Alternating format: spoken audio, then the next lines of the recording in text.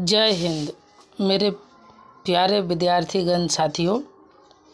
ये lesson number 2 जीव विज्ञान का है चैप्टर, जिसका नाम है श्वसन, रेस्पिरेशन।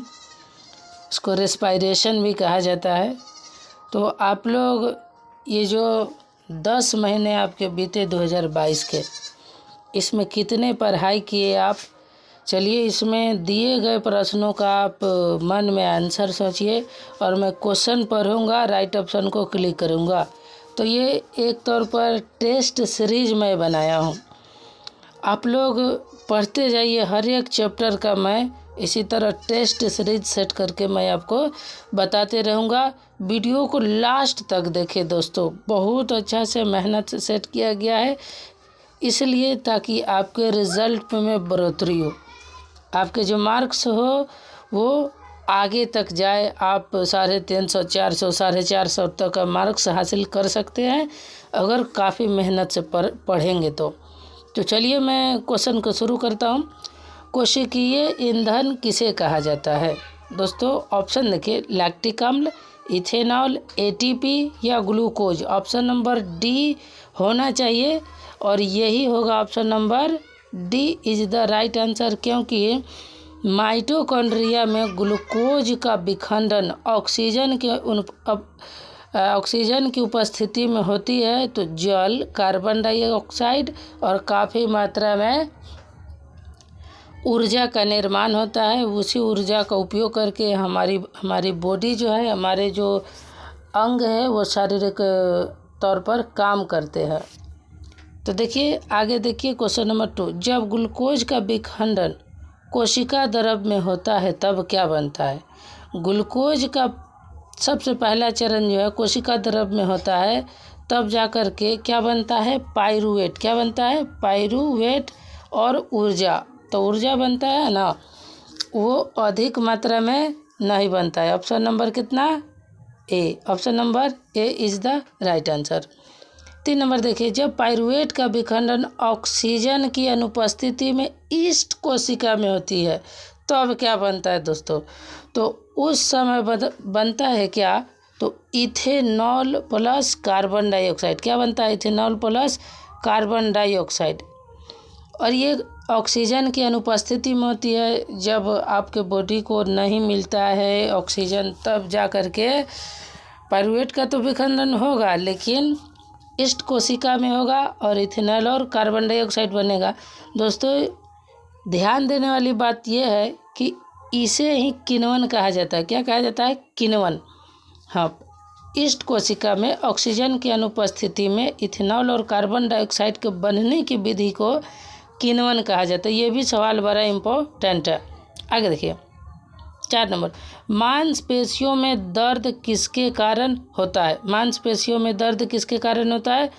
तो भाइयों, जब पाइरूवेट का विखंडन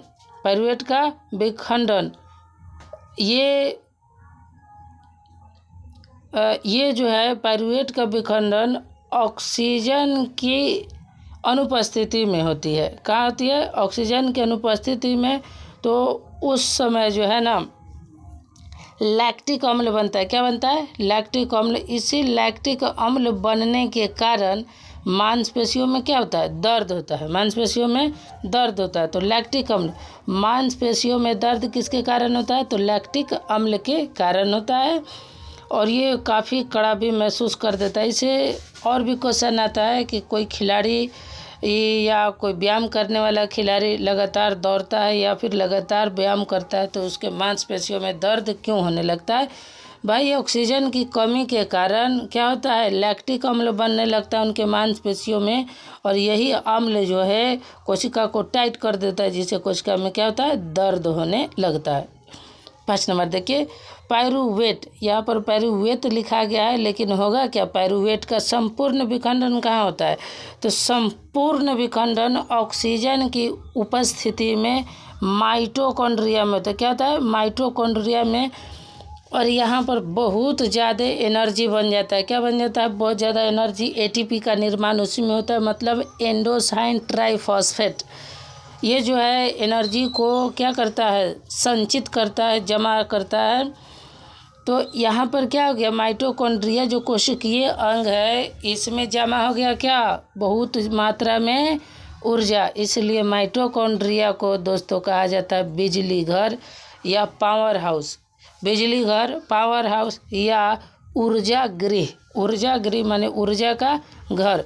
इसको 3 नाम से जाना जाता है। ये बहुत VVI सवाल है, ध्यान से पढ़िए और बार बार वीडियो को देखो दोस्तों।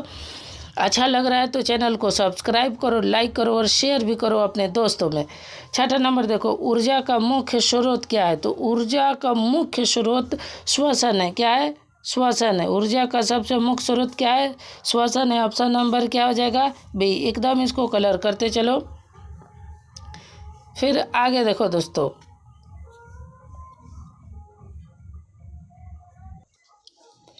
अगला प्रश्न है 7 नंबर प्रश्न, श्वसन कितने प्रकार के होते हैं। श्वसन कितने प्रकार के होते हैं, तो श्वसन दोस्तों होते हैं 2 प्रकार के। कितने प्रकार के, 2 प्रकार के होते हैं। श्वसन एकदम क्या है, 2 प्रकार के होते हैं। श्वसन होते हैं 2 प्रकार के। तो ऑप्शन नंबर बी को क्या करें, क्लिक करें। Option number B is the right answer. फिर देखिए 8, पौधों में गैसों का आदान प्रदान किस क्रिया द्वारा संचालित होता है।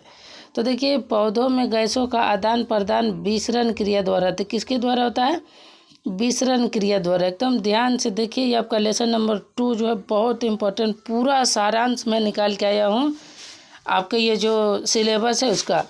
एक कोशिकीय जीवों में गैसों का आदान प्रदान किसके द्वारा होता है, तो एक कोशिकीय जो भाई एक ही है, तो एक ही सेल का बना होता है, इसीलिए कोशिका झिल्ली इसका क्या होगा, आंसर होगा। क्या होगा, कोशिका झिल्ली सही आंसर है। 10 नंबर देखिए, जंतुओं में सामान्यतः कितने प्रकार के श्वसन अंग पाए जाते हैं। तो दोस्तों जंतुओं में 3 प्रकार के होते हैं। कितने प्रकार के, 3 प्रकार के। एक होता है श्वास नली जिसे ट्रैकिया कहते हैं, उसके बाद होता है फेफड़ा जिसे हम क्या कहते हैं, लंग्स कहते हैं, और तीसरा जो होता है उसका तीसरा जो होता है दोस्तों, तीसरा होता है गिल्स जिसको हम लोग गलफरा कहते हैं। उसके बाद देखिए 11 नंबर प्रश्न, टिड्डा और तिलचट्टा में श्वसन किस अंग द्वारा होता है। तो देखो दोस्तों, इसमें ये जो टिड्डा है, तिलचट्टा है, इसमें श्वास नली के द्वारा होता है, मतलब ट्रकिया द्वारा होता है। किसके द्वारा, ट्रकिया द्वारा। मज़े की बात यह है कि टिड्डा और तिलचट्टा का जो रक्त होता है, जो खून होता है, उसमें हीमोग्लोबिन नहीं होता है। जब हीमोग्लोबिन नहीं होगा तो उसका रक्त लाल नहीं होगा, अर्थात तिलचट्टा और टिड्डा का जो रक्त होता है वो लाल नहीं होता है। एक क्वेश्चन में 3, 4, 5 नॉलेज छुपा रहता है दोस्तों। आप शब्दों पर, मेरी बातों पर भी ध्यान देते चले। किस जीव के रक्त में हीमोग्लोबिन नहीं पाया जाता, देखो आ गया क्वेश्चन। तो टिड्डा या तिलचट्टा में क्या होगा, हीमोग्लोबिन नहीं पाया जाएगा। तीसरा देखिए, ऑक्सीजन को बांधने की क्षमता किस रंजक में होती है। कौन सी रंजक में होती है, तो प्रश्न का ऑप्शन देखिए, वसा, हीमोग्लोबिन, ग्लूकोज, इनमें कुछ नहीं। हीमोग्लोबिन, कौन, हीमोग्लोबिन का सूत्र क्या होता है, HB। क्या होता है, HB। क्या होता है दोस्तों, HB। हीमोग्लोबिन का सूत्र क्या होता है, HB। अगर इससे सवाल पूछ दे कि इसका जीवन काल कितना होता है, तो 120 दिन। 120 दिन से ज़्यादा ये जिंदा नहीं रहता है। तो देखिए ये जो 120 वाला जो 120 दिन हीमोग्लोबिन का जीवन काल जो होता है, ये बहुत इम्पोर्टेंट सवाल है। ये बार बार एग्जाम में पूछता है, तो ऑक्सीजन को बांधने की क्षमता किसमें होगी, हीमोग्लोबिन में। अब 14 देखिए, मछली का श्वसन अंग क्या है, देखिए गलफरा या गिल्स, तो यही होता है, गलफरा ही होता है क्या, मछली का। ट्रेकिया श्वास नली वो तो टिड्डा का हो जाएगा। लंग्स या फेफड़ा ये मनुष्य का, कछुआ का, मगरमच्छ का, ये सब का हो जाता है। तो देखिए अगला क्वेश्चन नंबर 15 मैं आपको दिखाता हूँ। 15 नंबर प्रश्न देखा जाए, झींगा और सीप के श्वसन अंग क्या है, तो ये क्या है, गलफरा है। क्या है, गलफरा, जिसको इंग्लिश में क्या कहते हैं, गिल्स कहते हैं। हिंदी में क्या कहते हैं, हिंदी में कहते हैं दोस्तों इसको, गलफरा और इंग्लिश में गिल्स। नेक्स्ट, मेढक का श्वसन अंग क्या है, देखिए फेफड़ा, त्वचा, मुख्य ग्रसनी या इनमें सभी। तो मेढक जो है ना बड़ी कमाल का चीज़ है। इसमें फेफड़ा से भी होता है, त्वचा से भी होता है, मुख्य ग्रसनी से भी होता है। ये इसीलिए इसको उभयचर प्राणी कहते हैं। ये पानी में भी रह सकता है, पानी के बाहर स्थल पर भी रह सकता है, इसलिए इसको उभयचर भी कहा जाता है। क्यों? क्योंकि ये दोनों के लिए अनुकूल है, कहीं भी रह सकता है, पानी में भी रहता है, बाहर भी रहता है। जब ये पानी के बाहर रहता है तो मुख्य ग्रसनी यानी फेफड़ा से ये सांस ले लेगा, और जब ये अंदर रहता है पानी के तो ये त्वचा से मतलब बॉडी के बाहरी कवच, सुरक्षा कवच से ही क्या कर लेता है, सांस ले लेता है। तो क्या होगा? ऑप्शन नंबर डी, इनमें सभी। 17 देखिए, इनमें उभयचर प्राणी कौन है? देखिए आइए गया, उभयचर प्राणी कौन हो जाएगा? मेढक हो जाएगा। कौन हो जाएगा? अच्छा, मेढक, सांप, मगरमच्छ, ये तीनों के तीनों पानी में भी रहते हैं और पानी के बाहर भी रहते हैं। लेकिन दोस्तों मज़े की बात यह है कि सभी सांप पानी में नहीं रहते हैं। तो यहाँ पर ध्यान देना है, कुछ सांप के लिए चलेगा लेकिन मेढक और मगरमच्छ चलेगा। वो मेढक भी घर घुसना होता है, वो घरे में रहता है, पानी में नहीं रहता है। लेकिन यहाँ पर ऑप्शन नंबर डी क्या होगा? सही होगा। इनमें फेफड़ा द्वारा श्वसन होता है। किस में? मनुष्य में, पक्षी में, कछुआ में। तो देखो मनुष्य में होता है फेफड़ा द्वारा, पक्षी में भी होता है और कछुआ में भी होता है, इसलिए ऑप्शन नंबर डी क्या हो जाएगा? इनमें सभी सब सही हो जाएगा। 19 नंबर देखा जाए, मनुष्य में ट्रेकिया मतलब श्वास नली की लंबाई कितनी होती है? तो क्या होता है? 11 सेंटीमीटर। कितना होता है? 11 सेंटीमीटर। दोस्तों याद रखिएगा। फेफड़ा कहाँ अवस्थित रहता है? तो फेफड़ा अवस्थित रहता है वक्ष गुहा में। कहाँ आता है? वक्ष गुहा में। गुहा दो प्रकार का होता है, एक वक्ष गुहा होता है, एक उदर गुहा होता है। तो ये फेफड़ा कहाँ रहता है? वक्ष गुहा में। फेफड़ा का रंग कैसा होता है? गुलाबी होता है। क्या होता है? गुलाबी। ऑप्शन नंबर बी सही हो जाएगा। 22 देखो, वक्ष गुहा और उदर गुहा को कौन अलग करता है? तो डायफ्राम। क्या होता है? अगर पूछ दे कि डायफ्राम की आकृति कैसी हो, तो मस्जिद की गुंबद जैसी होती है। कैसी होती है? मस्जिद की गुंबद जैसी। 23 नंबर देखिए, किसके कारण रक्त लाल दिखता है?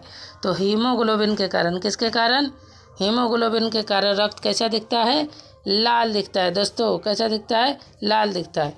अगला क्वेश्चन आपको मैं बताता हूँ, क्वेश्चन नंबर 24 नंबर प्रश्न देखिए, श्वसन की क्रिया में खाद्य पदार्थ का क्या होता है? तो श्वसन की क्रिया में खाद्य पदार्थ का क्या होता है?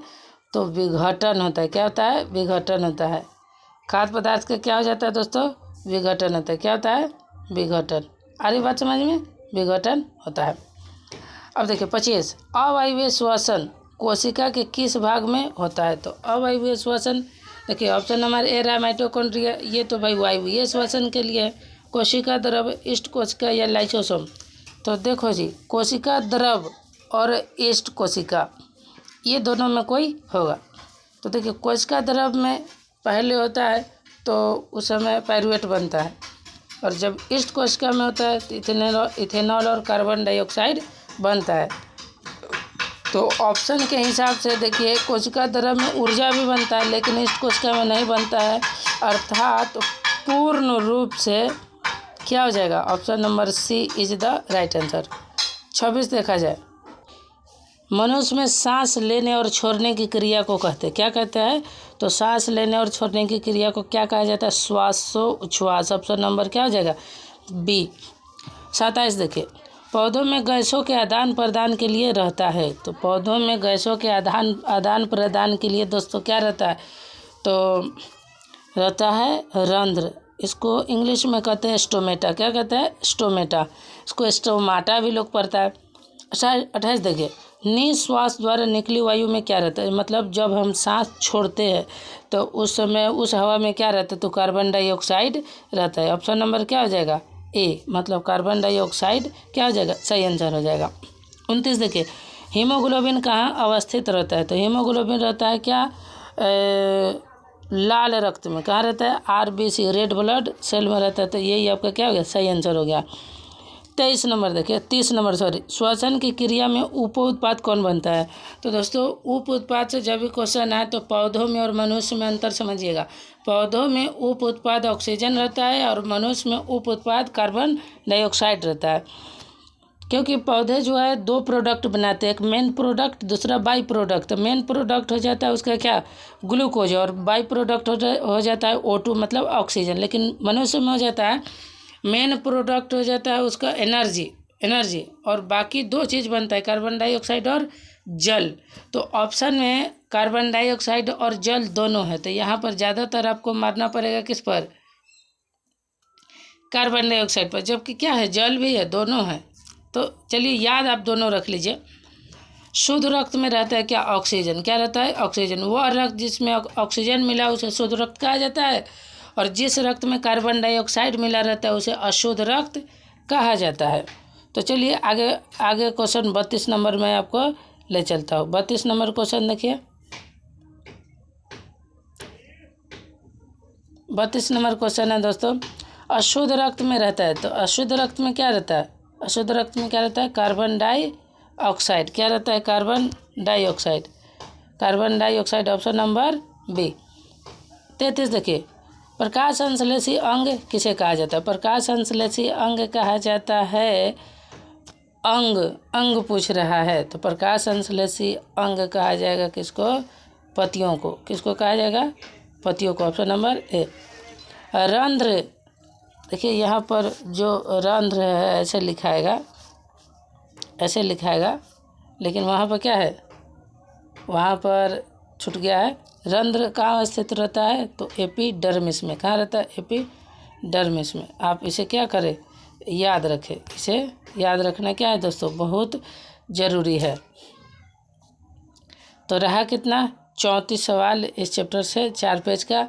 दोस्तों आप इसे याद रखिए और बिल्कुल याद रखिए, इंशाअल्लाह बहुत जल्दी कामयाब होंगे, क्योंकि बचे हुए यहाँ से नवंबर, दिसंबर, जनवरी जो है 3 महीना में आप पूरे सिलेबस को याद कर सकते हैं। मैं आपको मैथ, साइंस और सोशल साइंस, इसके अलावा नॉन हिंदी और उर्दू 5 सब्जेक्ट का आपको मैं मटेरियल देते रहूँगा। मेरा यूट्यूब चैनल है Indian coaching centre Chakia, search करें, शेयर भी करें, लाइक करें, कमेंट करें दोस्तों। और प्लीज़ आपसे मैं एक भारतीय होने के कारण मैं रिक्वेस्ट कर रहा हूँ दोस्तों, इसे शेयर करो। कम से कम मेरा 1000 सब्सक्राइबर आ जाएगा ना, तो मैं लाइव कैमरा के साथ बोर्ड पर मैं आऊँगा रोज़, और आप लोगों को हर चीज़ मदद करूँगा। तो अभी मेरा मात्र 294 ही सब्सक्राइबर, 194 सब्सक्राइबर है, मतलब 200 कह लीजिए। 800 और आ जाएगा ना, तो मुझे लाइव पढ़ाने का मौका मिल जाएगा। दोस्तों एक दूसरे के मदद से ही कोई आगे बढ़ता है। Please help me, I always help you. Thank you very much. जय हिंद दोस्तों, खुदा हाफिज़।